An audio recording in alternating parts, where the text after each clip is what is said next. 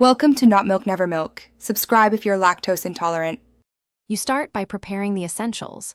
Log into an administrator account and make sure your device has power and internet. Open PowerShell as administrator. This gives you the permissions needed to query system data.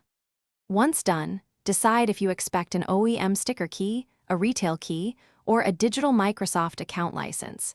This matters because the retrieval method differs.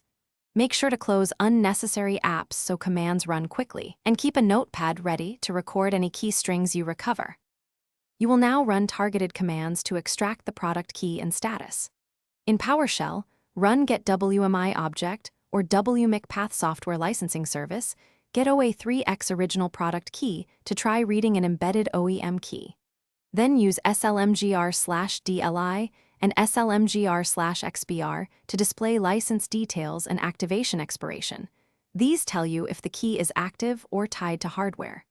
If commands fail, open Registry Editor and navigate to hklm/software/Microsoft. Finish by saving any recovered key strings to a secure location and by signing into your Microsoft account to confirm a digital license link. This often avoids needing the raw key.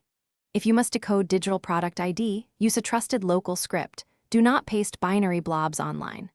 Once done, test activation with slmgr/auto or SLU4 for phone activation. Troubleshooting tip: if activation errors persist, clear cached licenses, rerun commands as administrator, and then contact.